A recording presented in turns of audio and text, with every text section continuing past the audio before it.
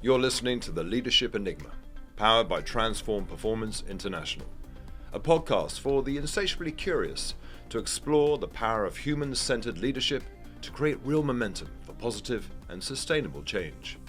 Whether you're an entrepreneur, business owner, or corporate executive, each week we speak to global experts, academics, rising stars, ambitious upstarts, and disruptors as we discover that success leaves clues. Now, here's your host, Adam Pacifico.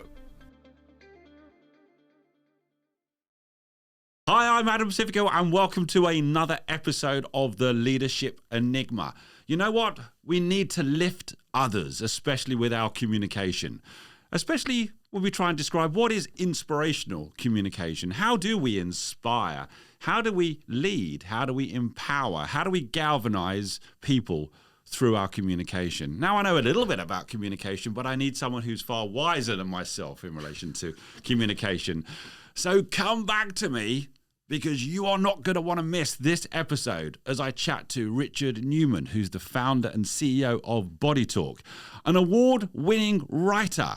He's a keynote speaker. He's appeared on many channels, such as Channel 5, Sky. He's been on Forbes, radio. In fact, he even helped one client win £1 billion worth of business in a year. We're going to have to ask you some questions about that one for sure. So come back to me straight after this. Now, I've done that, James, just so I can insert the little wibbly wobbly there, okay? Do you have ads that pop up there? Or are there ads that come in at the start? There's no ads. We are ad-free on this particular podcast, which is absolutely great. Yeah. So if I do that, then I can just insert it really easily, yeah? Is that okay? Oh, okay. Well, there you go, which is absolutely fine.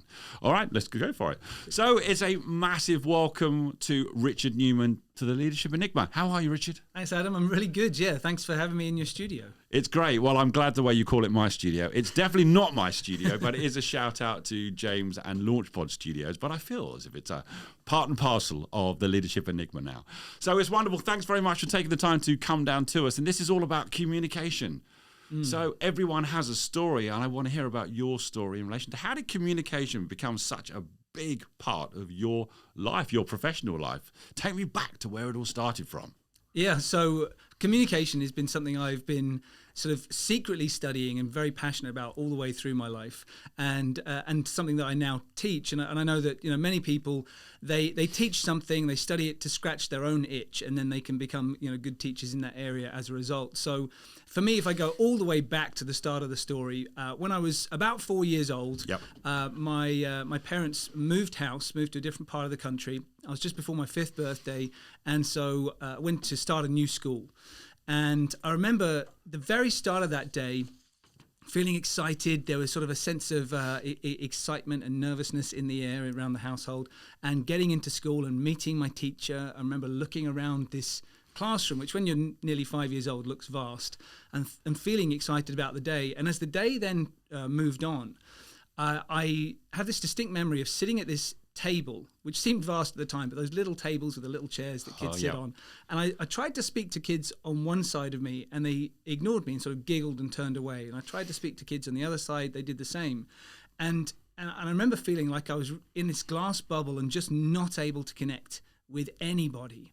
And started to think, is there something wrong with me? Everybody else seems to be able to connect, and I can't do that. And I remember talking to the teacher, and the teacher saying, "Don't worry, it's just your first day. Just draw a picture for me. It's fine." Right. And, I had a sister who's 2 years older, and I thought, oh, this is what happens on your first day. Like, you can't connect. That's okay. And I remember at break time then going out into the playground and saw that she'd made friends. And I thought, oh, it's not about being the first day. There really is maybe something that I'm not doing well here. And so that concept stayed with me for many years afterwards, as I would see people develop through their school years, making friends, banter that was going on, relationships that were building, friends of mine who found it much easier to develop romantic relationships as well. And I kept on feeling like I was sort of on the outside and not able to figure this out. And then when I was 16 years old, a friend of mine gave me a book for my birthday, which was Body Language by Alan Pease, the original version. And I read it thinking, this is extraordinary. This is like, does everybody else know this? Because this is transformational. Secret sauce. Yeah, exactly. It was almost like going from a place where there's never been fire before and then making fire and wanting to tell everyone and then thinking, oh, they already know this. They've already got it figured out. There's something I was missing here, and was fascinated by it. And then I thought, I really need to get better at communication. This is something that's key for me. It was also driven partly by when I was about 17 years old, I was in an all-boys school. Right. And about 2 miles down the road was the all-girls school, and we were never allowed to meet them. They put our lunch breaks at such a point where we could never actually see them. Until one day they did this public speaking competition. And they said, sign up here if you want to get on the bus and go across to the girls' school for this. And of course, everyone's signing up, not intending to actually do anything, just to sit in the back of the class and be among women. And so I went there, kept my coat on, sat right at the back while I watched other people take part. And at some point, a teacher passed a piece of paper to me and said, get up and say this to the room. And I completely froze, and I felt like all the blood was sort of draining from my body, and physically unable to function. I couldn't speak, I couldn't do anything. I just sort of sat there paralyzed. And eventually he took the piece of paper away and gave it to somebody else. And I thought, I have to get better at this. I cannot feel that way again. That was utterly humiliating. And so I decided to do something a bit different to what my peers were doing. Most were going off to university. And I thought, I'm going to go and do something good somewhere in the world that will also challenge me with communication skills. And so I ended up, aged 18, I'd never been on holiday without my parents before, like overseas. And so I ended up going to India, up to the foothills of the Himalayas, where I was living in a Tibetan monastery for 6 months, with these Tibetan monks who didn't speak any English. Right.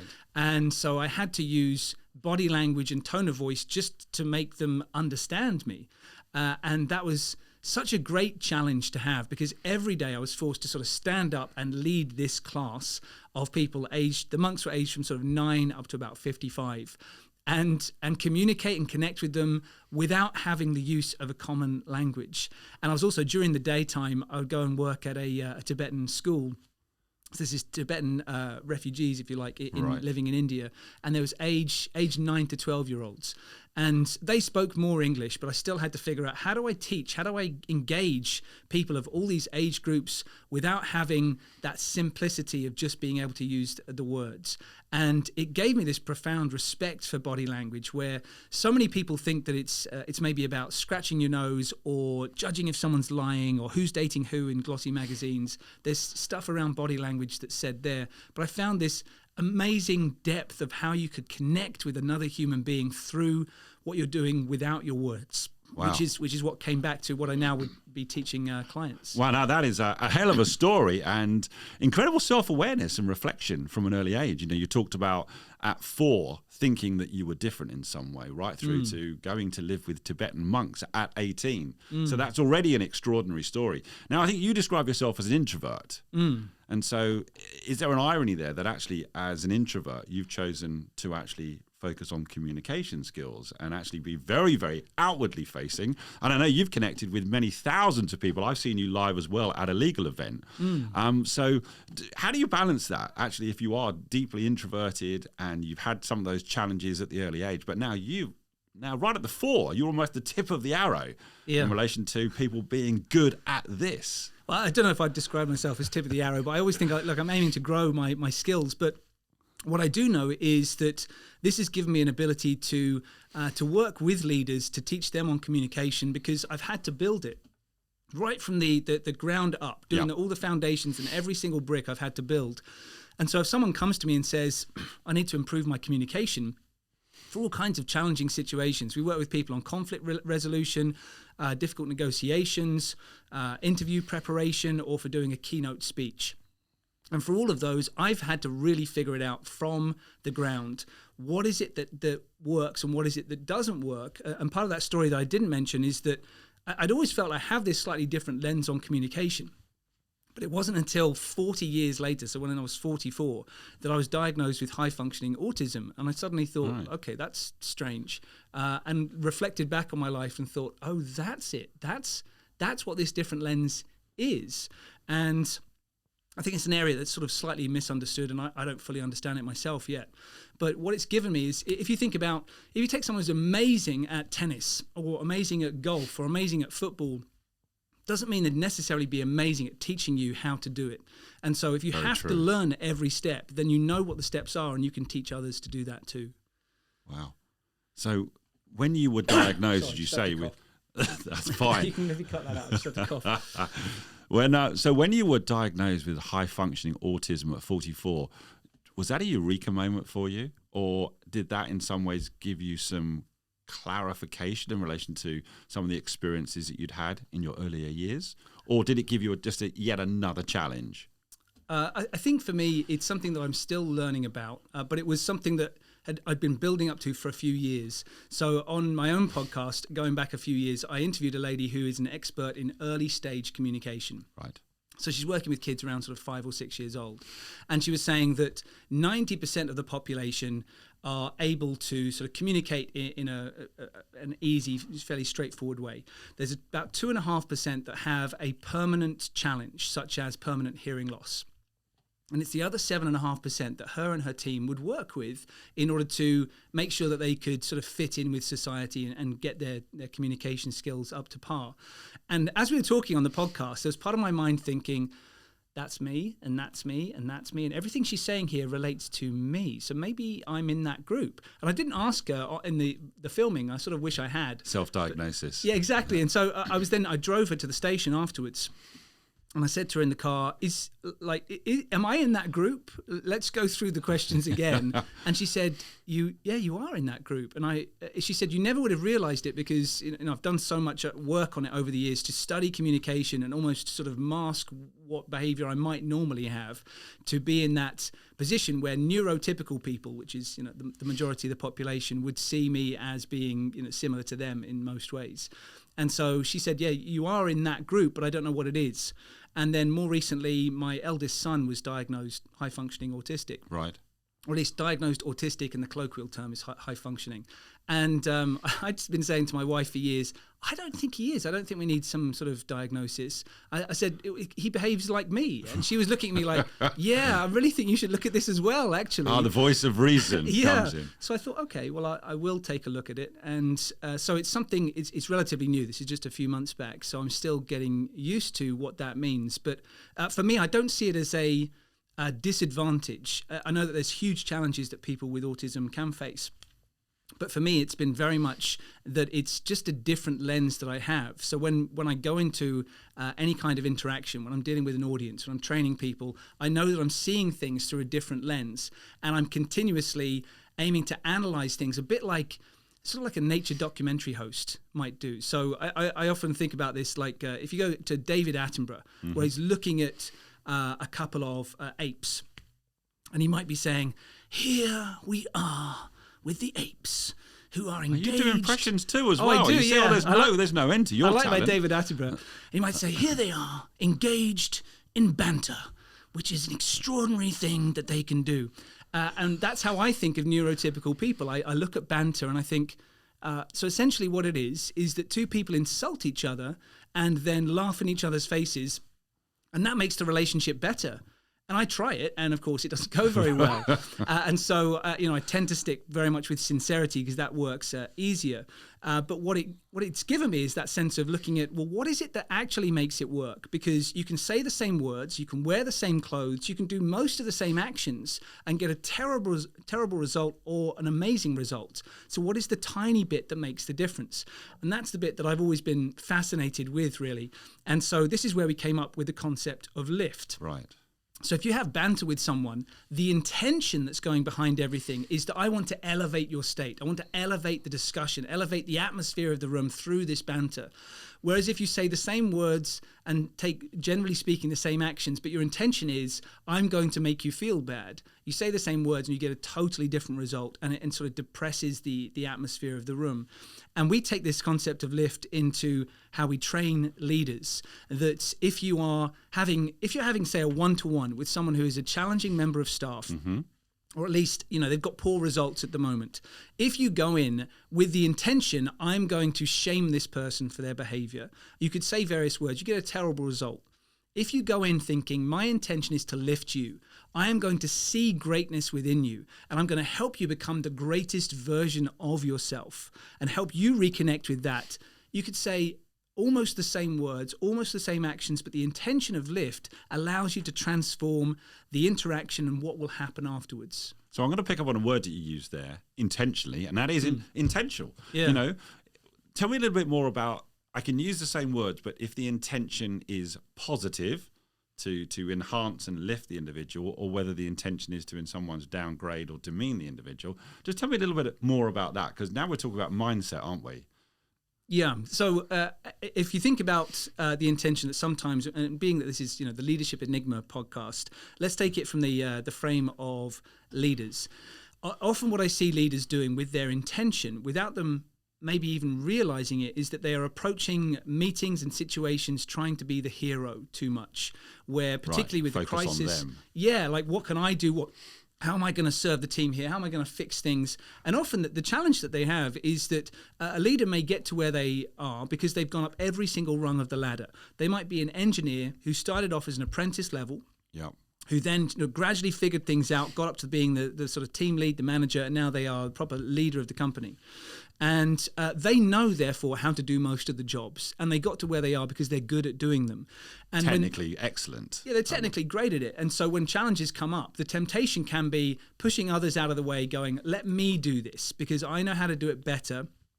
And so fixing that. But the challenge with doing that is that if you're constantly going in as the hero, what does that make the other people in the room? So we teach storytelling as a frame, sort of figuring out your conversation.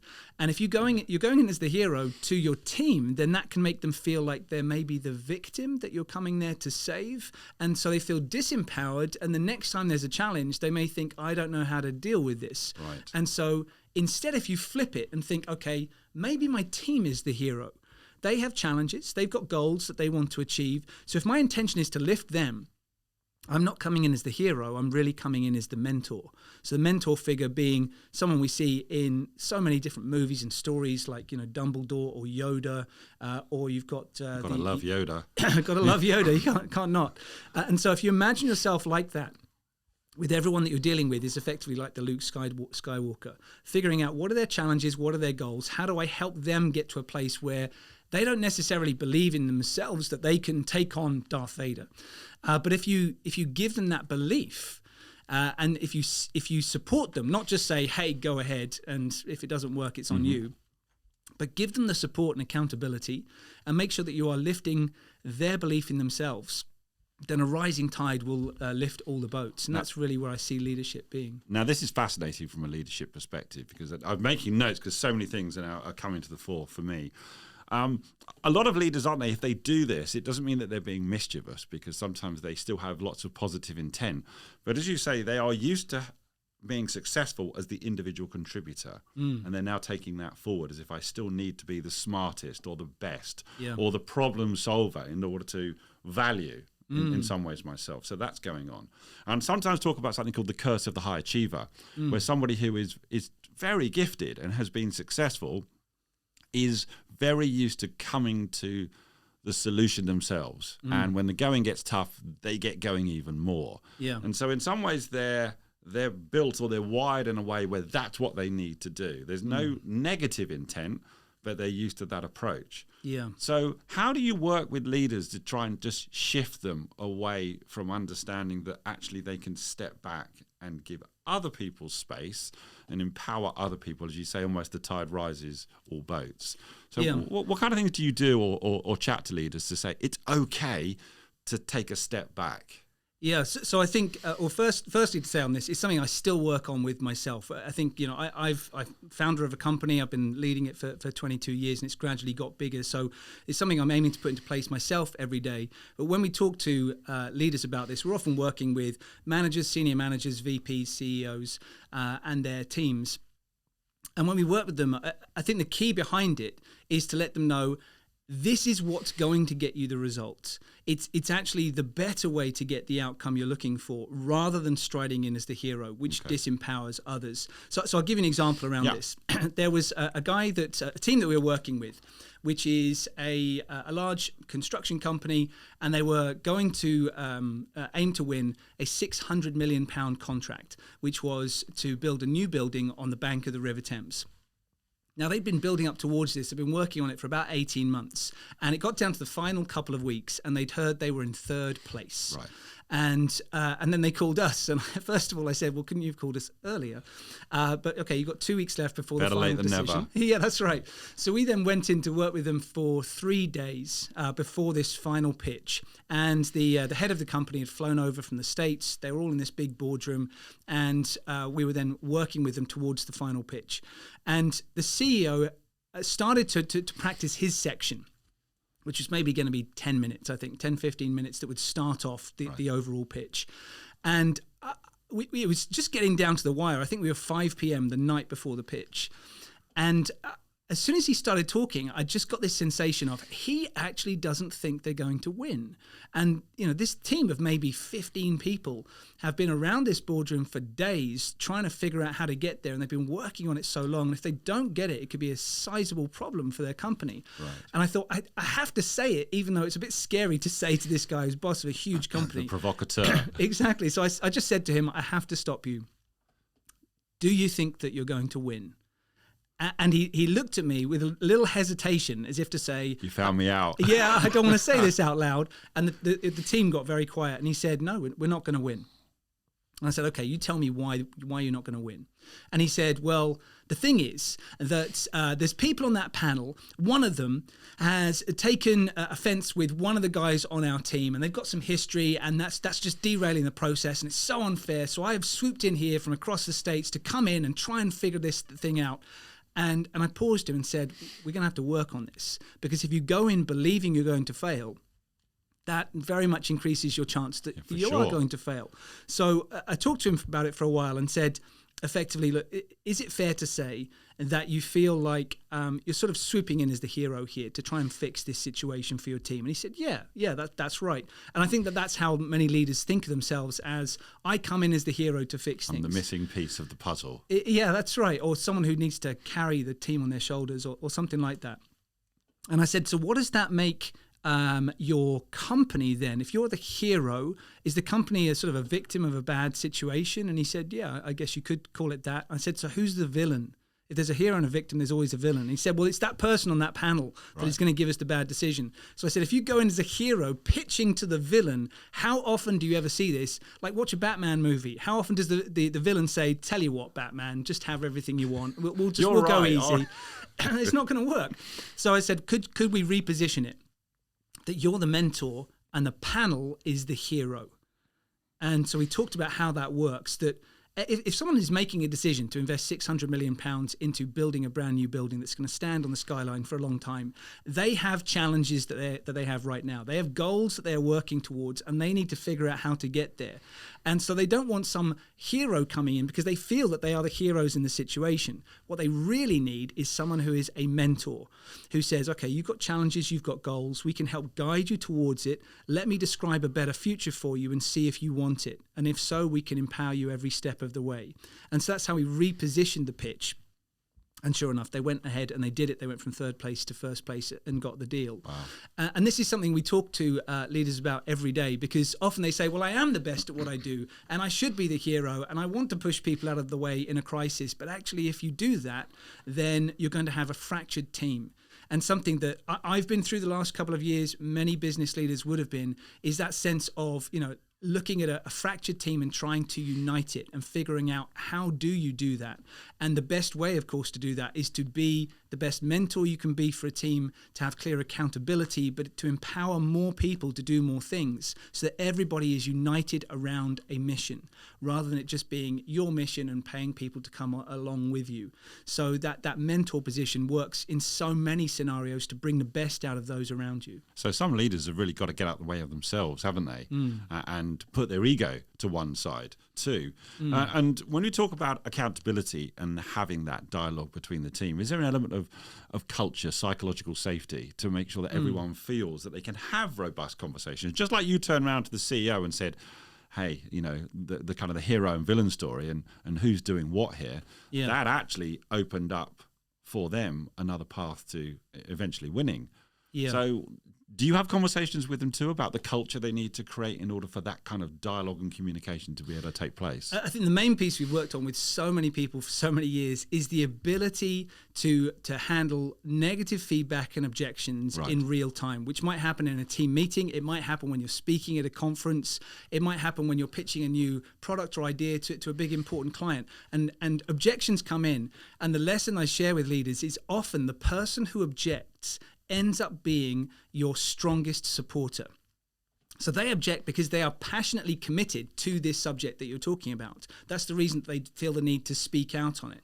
And if you deal with that situation in the right way, they may become the strongest advocate for what happens afterwards. And I've learned that the hard way through myself and our team. We've trained over 100,000 people. We've been through a fair number of times where people have objected again and again, and we're going through the course of a couple of days working with them. And at the end, they give us such a big sort of hug or firm handshake saying, thank you, this is what I needed, so that the penny really dropped.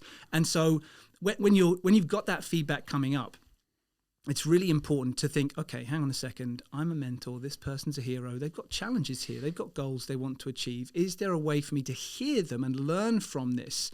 And so we talk about, deep empathy in those conversations. Right. Don't shut them down. Don't try and be a hammer dealing with a nail. Lots of people think, okay, well, an objection or tough feedback is like a nail. I just need to whack it with a hammer as soon as possible to fix this. But like actually, whack-a-mole almost, isn't it? Exactly, yeah. There's like, how do I get rid of these things? And the more that you try and do that, the more they do act like whack-a-mole. But instead, if you can have a really empathetic conversation and ask really thorough questions of what is behind the objection. So a typical objection might be along the lines of somebody saying, we just can't make it work. It's never going to happen. And what they really mean is something deep lying behind it, which might be, look, our team has got a lot of priorities right now. Our resources are split. This timeline is coming up, and I can't see a strategy to get us there. That's what they mean, but they actually say, this will never happen. This can't work. That's the headline. That's the headline. And if you try and answer the headline, it's never going to resolve well. You have to figure out, okay, what's the context to this? How does a person feel about this? But what's really driving their behavior right now? And if I can get down to that piece, I can connect with them as a human being on a deeper level, such that we understand each other. And even if we don't agree, we've had a really strong conversation. And that's a piece we're talking to companies about at the moment, our clients. That deep, meaningful connection, deep, meaningful communication is what human beings are really starving for, particularly given the pandemic and the lockdown where we had restrictions where we couldn't go and hug our own mother or see our friends and family or meet people for a drink or meet our colleagues. Lost all that human proximity. That's right. So when we do have people on a Zoom screen with us, or if we've got somebody face to face, we want to feel like there's actually a human connection taking place that is meaningful. And if it isn't, that's where you've got the mass resignation of people saying, I don't even know why I'm here. Like, I don't feel like I'm cared for. I don't feel like I'm respected. The value proposition's gone. That's it. What's the point of this? So if you do have a mission that you want to go on with your company, it's important also that you're really connected with the people around you on a human level, because if you're not doing that, gone are the days where decades ago a manager could say from on high, you do this, and you have to do it by Friday or else you're out. Right. That's just not going to work. People want to have a sense of, why are we doing this? What's the meaning behind it? Am I respected? Am I empowered? And so you need to be able to do that with your communication. So to come back to that piece of lift, if you're doing that in every situation, if you pitch to a client and they feel elevated by you being there, and you listen to their objections, and you have a meaningful conversation, of course they're going to go with you instead of another person who's got a more glossy brochure than you. Yeah, I'm hearing so many things for this. I'm hearing the importance of people relying on their human-centered capabilities as opposed to just their technical prowess. Yeah. You know, they might be the best in class, but what you're talking about now, their ability to connect with people at a deep level. Yeah. Well, that takes humility. It takes empathy. It takes inclusivity. It takes vigilance, curiosity, the things that I'm passionate about. So is that a fair summary that I'm hearing, that there's a real focus on those innate human-centered capabilities? Yeah. Something else that resonates with me as well, as you were describing that, is almost something we call positions, interests, and needs. And that when people sit at the position, and it might be two people walk into a room, and one turns up the thermostat and one turns it down, and the position is one's cold, one's hot, and then the argument ensues. But if you actually ask good open questions, if you really listen deeply to understand, you start to work out what are the needs of people, and then maybe there's the win-win in it for you. So it sounds like that's what you're describing as well, is that ability to connect, to ask smart questions, to listen, to not judge, and to listen to understand as opposed to reply in order to understand the needs. Again, I'm summarizing, Richard. So how am I doing? Really good. And I think, like you say, this is something that that leaders, if they are technically brilliant in getting to where they are, it can be the skill set that hasn't been worked on as much. And I really wish we could relabel soft skills as hard skills. I'm with hard. you. They're not. When I hear soft skills, I'm like, these are some of the hardest things to do. Yeah. So I'm with you on that. Yeah. No, sorry, you go ahead. No, I'm keen that we, as people are listening to this, and I'm hoping we've got leaders of all descriptions listening to this. When we talk about Lift, I'll be asking you, how can people get in touch with you so they can find out more, learn more, get you involved with them and their team so you can really assist them. And then there's something you're passionate about and you spent many years working on. But let's just give, if we can, a little bit of a toolkit to listeners as regards how they can start to think about their ability to elevate others and to lift others in their communication. Yeah. So if there were 2 or 3 things that people listening to this could start to do immediately after this episode, what would they be? So they could just start to turn the dial. They're not going to become expert, but they start to turn the dial. Well, for me, with Lift, it very much starts with you. So if you go into a room where you are frazzled, you're burnt out, you've got 400 priorities, and then you think, okay, just lift people, it's never going to work. So you've got to make sure that, first of all, you are priming your mind. And this is something that can be very individual to each person. Some people will do that through going for a run and clearing their head. Some people meditate. Some people, they want to do some mindful reading. But if you can't do those things, just taking 2 or 3 minutes before the next meeting to release what's happened to you in that day, in that week, that month, and just take a moment of getting centered in yourself. The way that I like to do this, that I talk to people about, is getting centered on intrinsic validation. So this is where you take, and I advise, a maximum of 3 core values, 3 core principles that remind you, this is who I am as a human being. And you can do this by just writing out, and take 1 page of a notepad and write down, what are really my key values, principles in life that have guided my most important decisions, and why are they important to me, and get clear on those. And to go further with this, when we go in detail with people, we say get like a keyword or an anchor word for each of those that can be like a secret code word for you. So as I give an example on this, I've got a word which is oxygen. So I like to inspire and empower my clients. That's always been a principle that I've made decisions by, in terms of how much work ethic goes in preparation, how I approach a job. But when I came off stage once after speaking to about 1,000 people, I felt like, I've done a good job today. And somebody else came up to me and said, Richard, you gave them oxygen today. I thought, that's it. That's my word. And so it brings me back to, okay, that's who I am. That's what I'm about.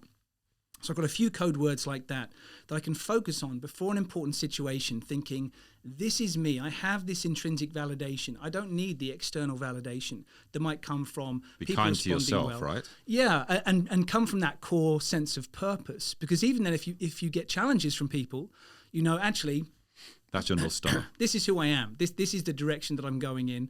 And people will then have greater faith in you, have greater trust in you, because they know that it's coming from that place. This is also relevant, isn't it, to someone's executive presence and their personal brand? Yeah. because this is who they are, Yeah. and what they resonate and what they show the world. Yeah, I mean, if you talk about sort of getting grounded, being centered, having strong presence, well, there's physical skills we work on with people to achieve that, because there's certain changes that you can make. They're small changes that can make a big difference. But ultimately, if you don't feel grounded within yourself, then you're going to be sort of bobbing around and not feel the strength that you actually need to have, the emotional, mental strength that you need, as well as being physically grounded. So it's key to that part of things.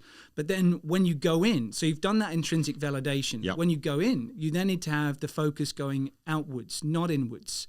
So sometimes people in a key meeting will become self-conscious, or particularly when they're speaking on stage, which is where I've spent most of my career, and also coaching people to be on stage, is that if you're focused in you, then you get sort of self-conscious and disconnected from what's happening. But if you're entirely focused outwards, the way that I often talk about this is, when I'm working with a large audience, I consider that they are the ocean and I'm a surfer. Okay. And the waves are going to be different every day. I could come in with the same talk, the same slides, and the same sort of general intent of where the talk would go. But if there's no big waves that day, it's going to feel different. Or if there's huge waves that day, I need to ride those waves. And so your focus has to be outwards. If you're a surfer in your head, you're just going to fall off the board in 2 seconds flat. So you've got to make sure that your focus is on them. And the third piece I would add to this, and this is really a passionate piece for me, is if you can do this for just one person today, it will transform potentially the path that they go on in life, and maybe your business, which is whoever you interact with today, see their greatness. Really see the greatest version of them, not the results that they gave you last week, not potentially how they're presenting themselves today, but really see their inner greatness. Because, we're lucky if we have a couple of people in our lives who might see that, where you might have a grandparent who, when you were younger, always believed in you when nobody else did, and you wanted to live up to this greatness that they saw there.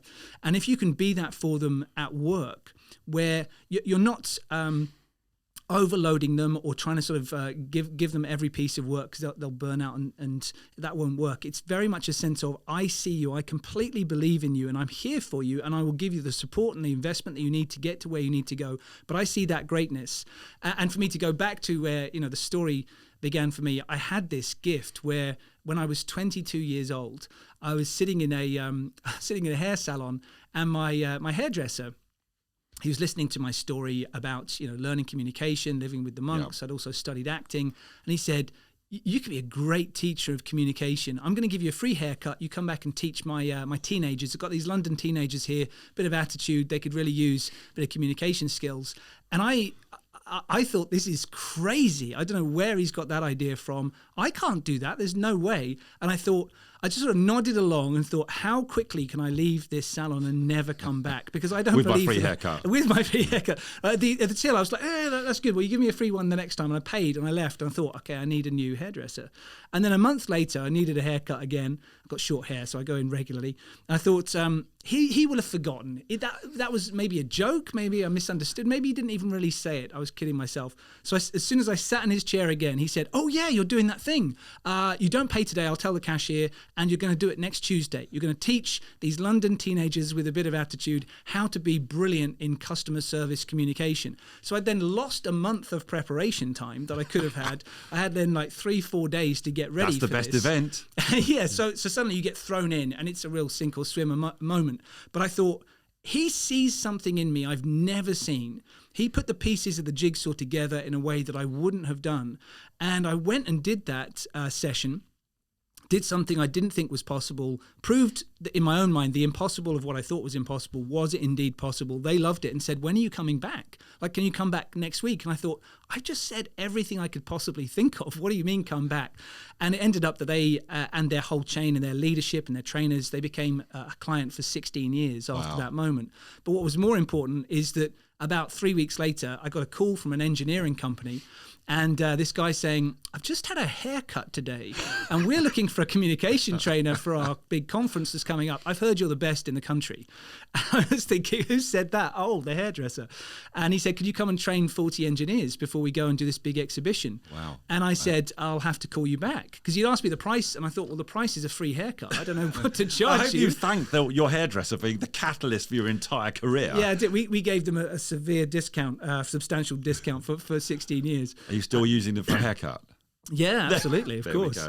we So they've made it back, but because he saw that greatness in me, he saw something in me I didn't know I was capable of. He believed in me and was Lifted there you. sort of as a mentor figure for me, and therefore that led me to where I am. So if you can do that for one person in your next meeting, when you're doing an interview or meeting a client, just lift them such that they leave the meeting elevated, then you never know what ripple effect that could have. Well, as you listen to this episode, that is your challenge, is to do this for at least one person. And when I ask people about great leaders, they always really focus on maybe not what was said or done, but actually how they felt by that particular person. And actually, as you were describing that, I can see that you're really talking about the emotional reaction that you had in relation to you feeling great about yourself and them seeing something in you which you hadn't seen.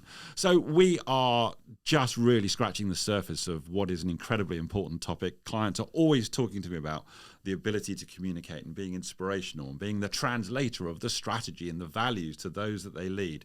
I think the pandemic has thrown more challenges in as well. How do we communicate in a hybrid, in a virtual, in a live? That may be an episode for another day. But how do people get in touch with you, Richard, and carry on the conversation, engage with you, get you in to help them and their teams? What's the best way? The best way to find us is at ukbodytalk.com. Okay. You can also find me on LinkedIn. That's the main place I am on social media. So Richard Newman on LinkedIn at Body Talk, and also on Instagram at Richard Newman Speaks. There we go. You have all of the social media connections there for you to use and get in touch with Richard. I've got a final question. And take into account this incredible story that you've told us about as well. Is there a piece of leadership advice that comes right to the fore of your thinking that you've given or received that's a real standout piece of leadership advice that stood you in good stead? Something you may have told somebody else or something that somebody has told you in a moment that mattered. Is this something that comes to your mind? I think that the main piece I focus in on is that leadership is really about inspiring greatness in others. So there can be, people out there who are leaders who are saying or doing or achieving great things. And you might think from afar, well, that's nice. But to come back to your point earlier, if you see someone speaking, whether it's on stage in front of you or on screen, and it inspires something greater inside of you, then that's really what I think leadership is about. So I've heard it said that great leaders are not people with the most followers, but actually those who inspire the most leaders, or to have that leadership sense within them. So I think that that's very much what it is. And, I see myself within our team as almost like the head of the family, knowing that people are growing and evolving within that team, and I'm seeing incredible skills and productivity coming out of them, but also a united front around them. So having that sort of family sense of caring and protecting the people around you as if they were your own family, and seeing that greatness come out of them just like you would inspire it in your own children.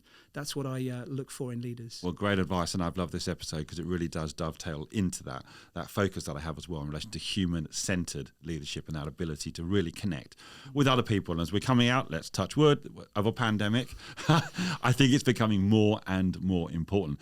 So, Richard, you're a star. Thank you so much for coming into the studio and being a great guest on the Leadership Enigma. I hope you've had fun. It's been great. Thank you so much. All right, I look forward to, I'm going to invite you back because we need to know more about communication, certainly when we're out of this pesky pandemic for sure. But thanks very much indeed, Richard. Take great care. Great. Thank you. Join us again next week for more tips and strategies on the Leadership Enigma. We'd love to hear your comments on today's show, as well as suggestions for future topics and guests. Get in touch with your host on LinkedIn or visit the dedicated website, www.leadersenigma.com, powered by Transform Performance International, where you can access our exclusive learning, including books, videos, bonus content, assessments, and more. Please don't forget to rate, review, and subscribe on all your major podcast platforms. Thanks for listening.